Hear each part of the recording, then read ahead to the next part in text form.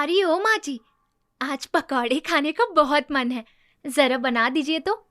बहू, आज मेरी तबीयत ठीक नहीं लग रही है, मैं नहीं बना पाऊंगी, तुम ही बना लो आज। अरे, आपका रोज का तो यही नाटक होता है। चुपचाप जाकर पकौड़े बनाइए, और हाँ, उसके साथ कड़क अदरक वाली चाय भी बना दीजिएगा। हाँ ठीक है बहू। हाँ हाँ, तो जल्दी जाइए, अब यहाँ खड़े मत रहिए। चंदनपुर नाम के एक गांव में जानकी नाम की एक वृद्ध औरत अपने बेटे, बहू और पोते के साथ रहती थी। जानकी की बहू सुषमा हमेशा उस पर अत्याचार करती थी और जानकी का बेटा माधव सब कुछ देखकर भी कुछ नहीं कहता था। उल्टा वो अपनी पत्नी का ही पक्ष लेता था। सुषमा घर के एक काम को भी हाथ नहीं लगाती थी और सारा काम अपनी सास जानकी से करवाती थी। ऐसे ही एक दिन की बात है। अरे, सूरज सर पर चढ़ गया है, कितना वक्त हो गया है, खाना कब मिलेगा माँ जी? अरे, आज मेरे पति को भूखा रखने का इरादा है क्या आपका? हाँ? अरे बहू, कैसी बातें करती हो? मैं अपने बेटे को भूखा क्यों रखूंगी? वो तो मेरे जिगर का टुकड़ा है। थोड़ी देर रुको, बस हो ही गया है, अभी निकाल कर लाती हूँ। देखिए माँ जी, अगर ऐसा ही चलता रहा ना और आपका यही नाटक रहा तो मैं आपको इस घर में रहने नहीं दूंगी। ये क्या कह रही हो बहू? अरे, ये तो मेरा ही घर है। मेरे पति ने अपने खून पसीने की कमाई से ये घर बनाया है। मैं तो यहीं रहूंगी, कहीं नहीं जाऊंगी यहाँ से। इतना बड़ा मुंह, उतनी बड़ी बातें। अरे, जितना मुंह चलाती है ना, उतना हाथ पैर चला लेती तो खाने में इतनी देर ना होती। और ये अब आपके बेटे का घर है और उस हिसाब से मैं इस घर की मालकिन हूँ, समझी आप? अरे, मेरे कहने का वो मतलब नहीं था बहू, तुम मुझे गलत समझ रही हो। मैं अब कितने दिन और जीने वाली हूँ, बस कुछ ही दिनों की तो मेहमान हूँ। मरने के बाद तो ये घर तुम्हारा ही होगा ना? हाँ, ये बात तो बिल्कुल सही है। तो अब जल्दी से मर ही जाओ ताकि हम सबको भी सुकून मिल जाए। वैसे भी आपकी वजह से घर में शांति ही नहीं है। अरे, मरूंगी मरूंगी कहकर मरती भी नहीं है। आपका तो ये नाटक तो खत्म ही नहीं होता कभी। हे भगवान, मैं दिन रात ऐसे ही सारे काम करती हूँ, फिर भी मेरा परिवार मुझसे खुश नहीं है। जानकी सुबह से रात तक काम करते करते थक जाती है, फिर भी वो अपना दुख किसी से नहीं कहती। एक दिन सुबह जानकी घर के बाहर झाड़ू लगा रही थी, तभी पड़ोसन सविता आती है। बेचारी अम्मा जी, इस उम्र में भी कितना काम करती है, और इनका बेटा भी तो वैसा ही है, सब कुछ देखकर भी नजरअंदाज कर देता है। तभी वो जानकी से बोल पड़ी। अम्मा जी, आपकी तबीयत तो ठीक नहीं लग रही है, फिर आप इतना काम क्यों कर रही हो? अरे, मैं ठीक हूँ बेटी, अब मेरी उम्र हो रही है ना, इसलिए शरीर में दर्द रहने लगा है। क्यों झूठ बोल रही हो अम्मा? साफ साफ पता चल रहा है आप कितनी ठीक हो। आप कब तक अपने बेटे और बहू के अत्याचारों को छुपाओगी? मैं सब देख सकती हूँ। हाँ, और मुझे क्या अम्मा, पूरे गांव को आपकी ये हालत दिखती है। हाँ। अरे नहीं बेटी, मेरा बेटा और बहू दोनों बहुत अच्छे हैं। वो तो मुझे कोई काम भी नहीं करने देते, मैं ही जबरदस्ती सारे काम करने लगती हूँ। अम्मा, आप सच में बहुत ज्यादा अच्छी हो। आपकी जगह कोई और होता ना तो अब तक बेटे की शिकायत करके सबको बता देता, लेकिन एक आप है जो हमेशा अपने बेटे और बहू की तारीफ करते रहती हो। मैं हमेशा से चाहती आई हूँ कि मेरा बेटा अच्छे से रहे, फिर उसके बारे में बुरा क्यों कहूँ? हाँ, वही तो मेरे जीने का सहारा है। देखो अम्मा, अच्छा होना अच्छी बात है, लेकिन जरूरत से ज्यादा अच्छा होना ठीक नहीं है। इससे आप खुद ही मुसीबत में पड़ जाएंगी। अरे, अब अपनी ही हालत देख लीजिए, वे दोनों आपकी इसी अच्छाई का फायदा उठाते हैं। हाँ। अरे, अगर मेरे बेटे के लिए मुझे मुसीबत भी झेलनी पड़ी तो मैं एक बार क्या 100 बार झेलने को तैयार हूँ। कितनी मेहनत करके मैंने उसे बड़ा किया है, पढ़ाया है, लिखाया है। उसके पास गुजरने वाली हर मुसीबत को पहले मुझसे गुजरना होगा। अम्मा, ये सब हमें भी समझ में आता है, लेकिन जो तुम्हारा बेटा है ना, वो नहीं समझता ना। वो तो अपनी बीवी का गुलाम बन चुका है। बीवी कहती है दिन तो दिन, रात तो रात। अरे वो तो उसके कहने पर आपको घर से भी निकाल देगा। नहीं नहीं बेटा, ऐसा कभी नहीं होगा। और रही बात अपनी पत्नी की बात मानने की, तो अगर बहू की बात नहीं मानेगा तो घर में कलेश हो जाएगा। और कौन कलेश चाहता है? इसलिए मेरा बेटा उसे खुश रखने के लिए हर मुमकिन कोशिश करता है, ताकि घर में बस शांति बनी रहे। तुम बहुत समझदार हो अम्मा। मेरे समझाने का तुम पर कोई असर नहीं होगा। मैं समझ गई। अच्छा चलो, अब मैं चलती हूँ। कुछ देर बाद जानकी बाजार से सब्जी लेकर घर वापस लौटती है।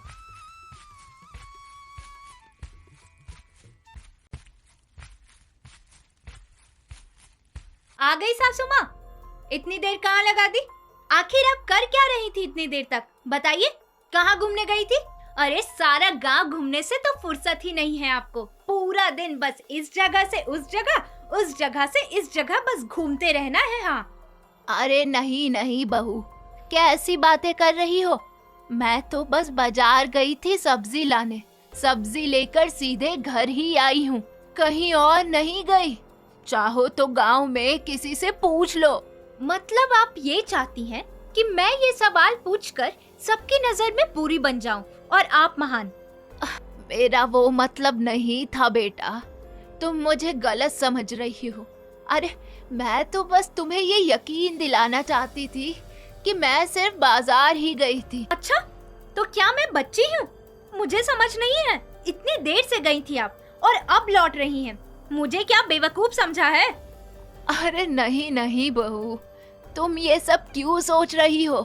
दरअसल अब मेरी उम्र हो चली है ना, तो शरीर अब जल्दी थक जाता है, चल नहीं पाती हूँ जल्दी जल्दी, इसलिए आने जाने में देरी हो गई मुझे। बस अब बहुत हुआ।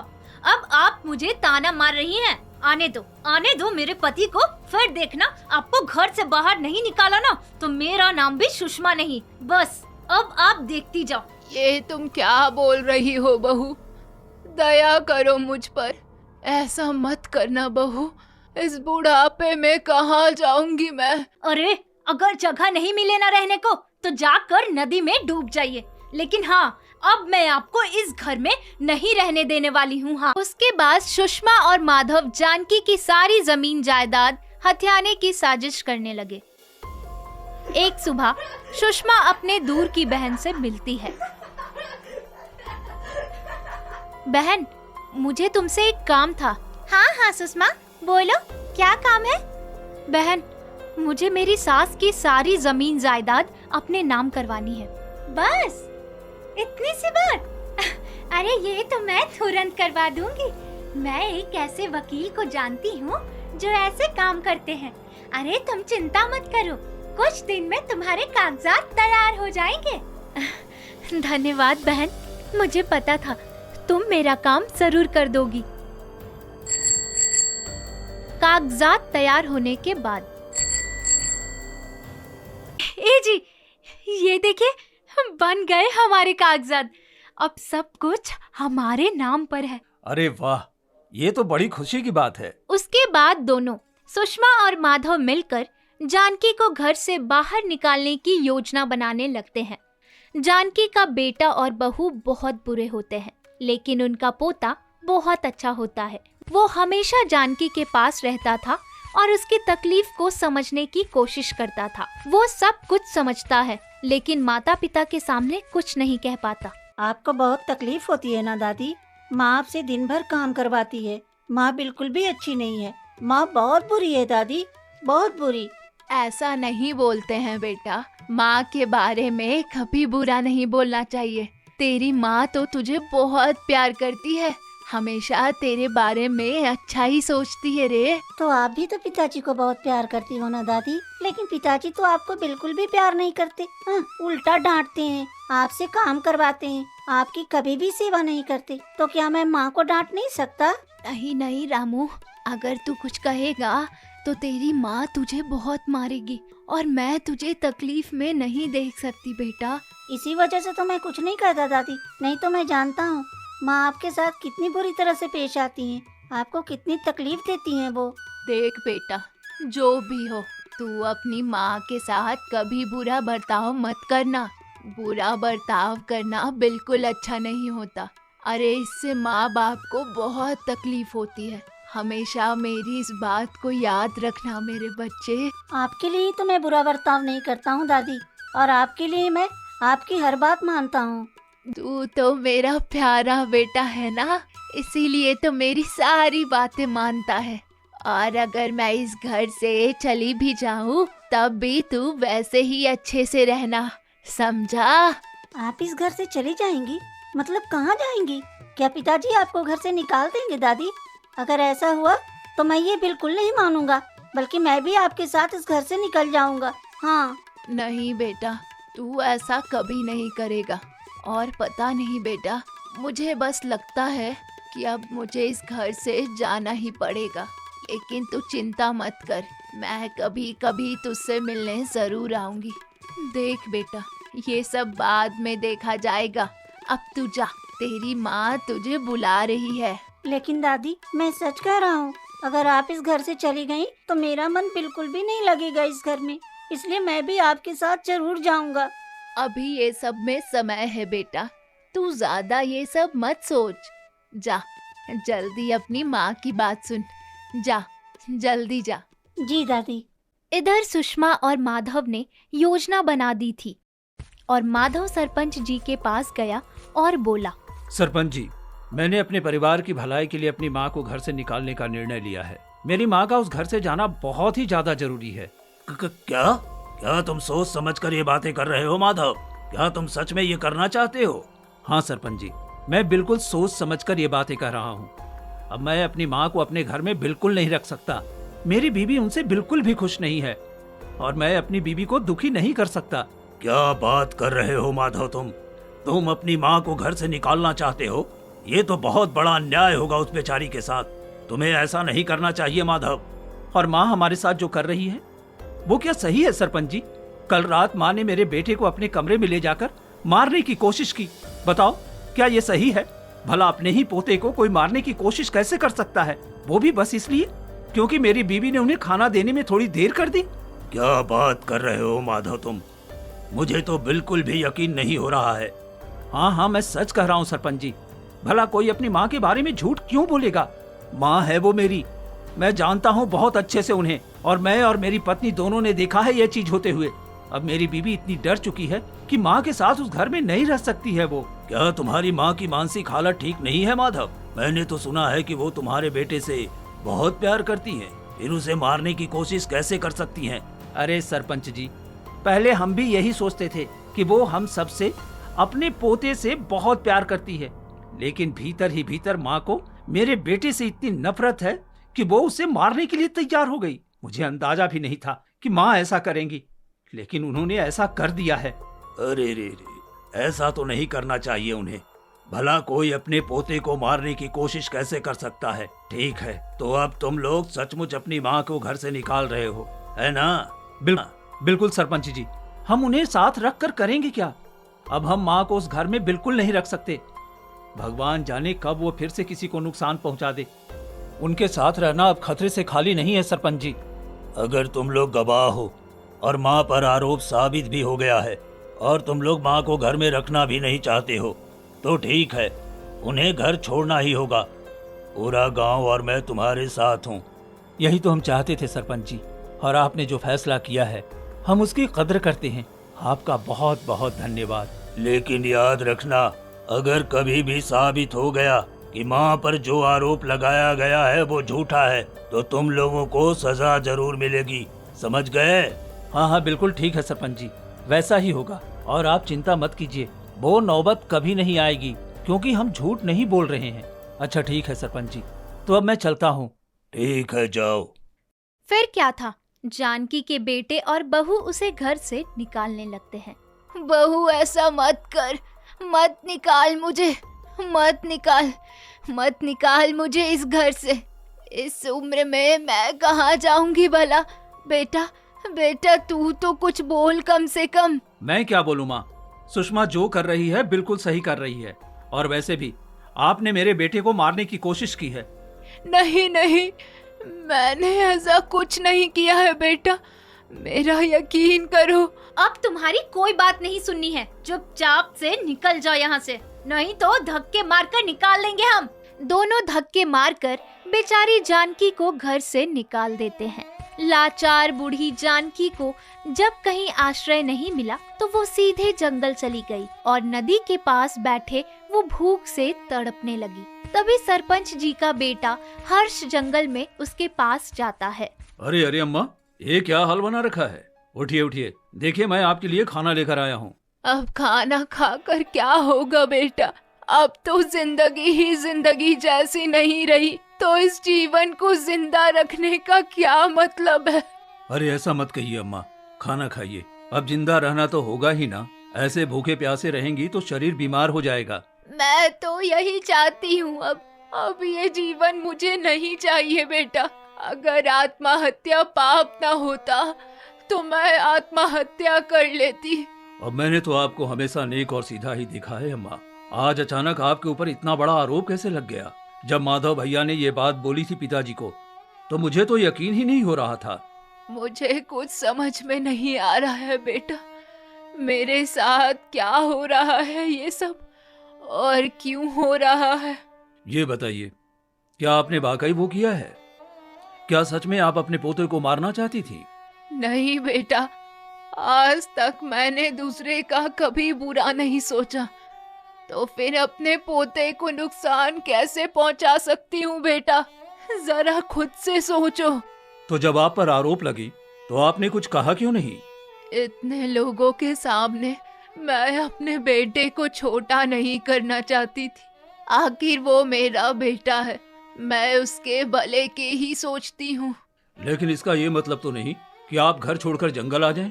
जब घर में रहने का हक ही नहीं रहा, बेटा रखना ही नहीं चाहता, तो फिर क्या करूं?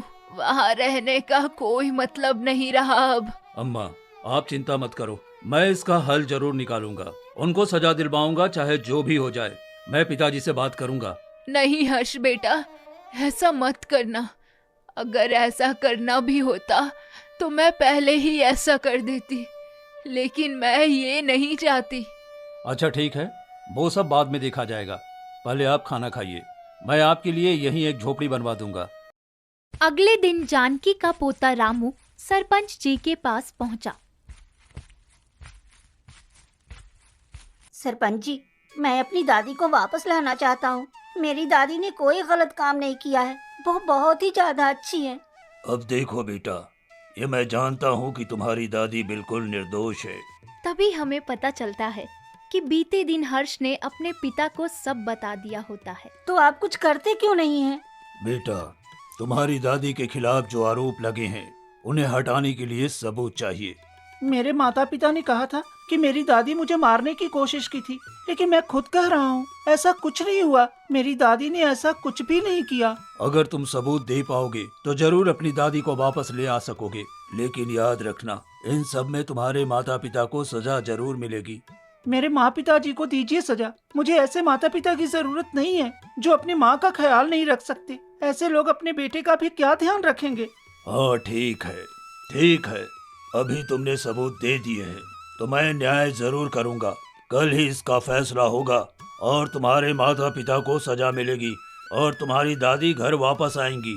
आप वादा कीजिए कि मेरी दादी को आप वापस घर भेजेंगे। मैं अपनी दादी के बिना एक पल भी नहीं रह सकता। मैं तुम्हें वादा करता हूँ रामू बेटा कि तुम्हारी दादी तुम्हारे घर वापस आएगी। ठीक है, जाओ बेटा जाओ।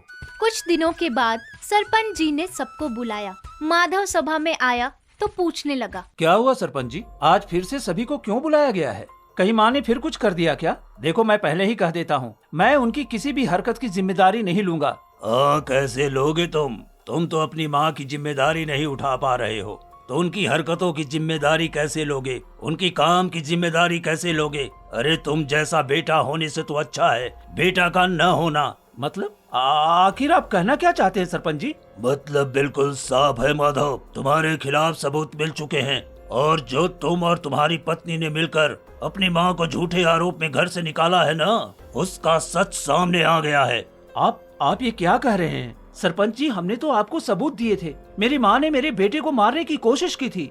लेकिन तुम्हारा बेटा मेरे पास आकर कह गया है कि ऐसा कुछ नहीं हुआ, बल्कि उसकी दादी उससे बहुत प्यार करती हैं। अब बोलो। और कल मैंने भी जानकी अम्मा से बात की थी, मुझे उन पर पूरा यकीन है, वो ऐसा कभी नहीं करेंगी।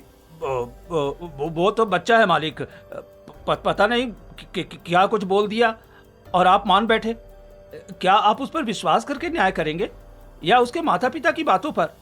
अरे बच्चों का क्या है, वो तो कुछ भी बोल देते हैं। यही तो बात है, लेकिन एक सच ये भी है कि बच्चे झूठ नहीं बोलते माधव। बच्चे भगवान का रूप होते हैं। छोटे बच्चे तुम्हारी तरह साजिश नहीं रच सकते। सरपंच जी, मेरी बात पर विश्वास कीजिए। अब मैं कुछ नहीं सुनूंगा। और कलावती, मुझे पता चल गया है कि तुम भी इसमें शामिल थी। नहीं नहीं सरपंच जी, ये सब मुझसे सुषमा ने करवाया है, वो भी धमकी देकर। अरे अरे, ये तो क्या बोल रही है कलावती? मैंने तुझे कब धमकाया? इतना बोलकर दोनों आपस में बहस करने लगती है। उधर माधव, अरे कम से कम मेरी बात तो सुन लीजिए सरपंच जी। तुम्हें तो शुक्र मनाना चाहिए, तुम्हारी माँ ने मुझे खुद से कुछ नहीं कहा, क्योंकि वो तुम्हें सबके सामने शर्मिंदा नहीं करना चाहती थी। 2 दिन के अंदर तुम और तुम्हारी पत्नी जाकर अपनी माँ से माफी मांगोगे। अगर उन्होंने माफ कर दिया तो तुम्हारी किस्मत अच्छी होगी, नहीं तो अब तुम्हारे बुरे दिन शुरू होते हैं बेटा। अगर माफ नहीं किया तो सजा मिलेगी, और ये मेरा आखिरी फैसला है, याद रखना। पूरे गांव में ये बात फैल चुकी थी। चारों तरफ बस यही चर्चा हो रही थी। दूसरी ओर जानकी की पड़ोसी सविता सरपंच जी की अनुमति से जानकी के लिए एक घर बनवाने जंगल आई, जिसके साथ हर्ष भी जाता है। सविता ने जानकी को जंगल में देखा तो उसका दिल भर आया। अम्मा, ये तुमने क्या हाल बना रखा है? अरे कितनी बार कहा था अपने बेटे और बहू के खिलाफ सरपंच जी से शिकायत कर दो, तब मेरी एक भी ना सुनी। अब देखो अम्मा, क्या हाल हो गया है आपका। अरे अरे, इतनी जल्दी किस बात की है? पहले बता, तू कैसी है बेटा? बाकी बातें छोड़, वो तो हो चुका। नहीं अम्मा, ये बातें ऐसे कैसे छोड़ी जाए? तुम देखना, हम सब कुछ ठीक कर देंगे।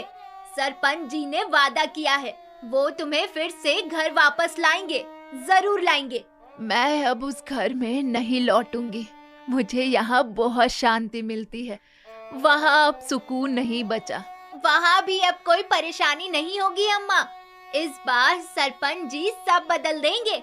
मैंने पहले ही कहा था, उनके शरण में जाना चाहिए आपको। अब छोड़ इन बातों को, बता यहाँ क्यों आई है? थोड़ी ही देर में अंधेरा हो जाएगा, घर लौट जा। मैं यहाँ काम से आई हूँ अम्मा। सरपंच जी ने आदेश दिया है कि तुम्हारे लिए एक अच्छा सा घर बनवाया जाए। अरे इसकी क्या जरूरत थी बेटा? घर ना हो तो तुम कहाँ रहोगी? ऐसे जंगल में बारिश तूफान में रात बिताओगी? पागलपन मत करो अम्मा। अच्छा बता, मेरा पोता रामू कैसा है? वो तो ठीक है ना? रामू बिल्कुल ठीक नहीं है अम्मा, तुम्हारे बिना रह ही नहीं पाता। हर समय दादी दादी कहकर रोता रहता है। सुन सविता, मेरे पोते का ख्याल रखना। वो अगर रोता रहा तो उसकी माँ उसे फिर से मारेगी और उस पर बहुत चिल्लाएगी।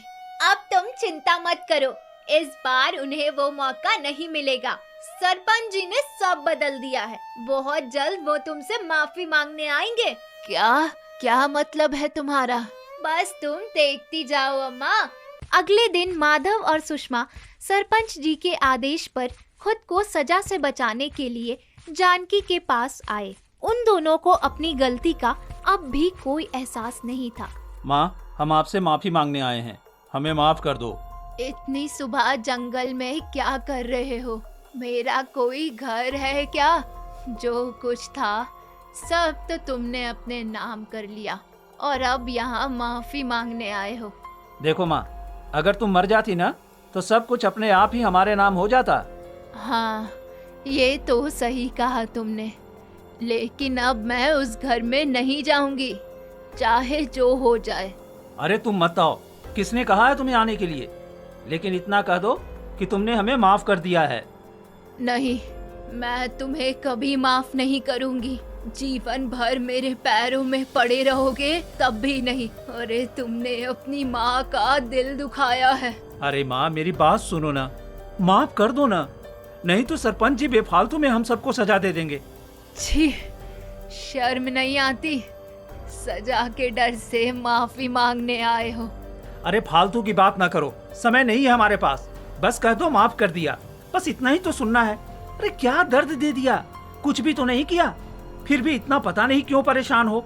अगर मैं कह भी दूं ना तो मन से माफ कभी नहीं कर सकती। अरे तुमने मेरे दिल में जो दर्द दिया है वो कभी नहीं जाएगा।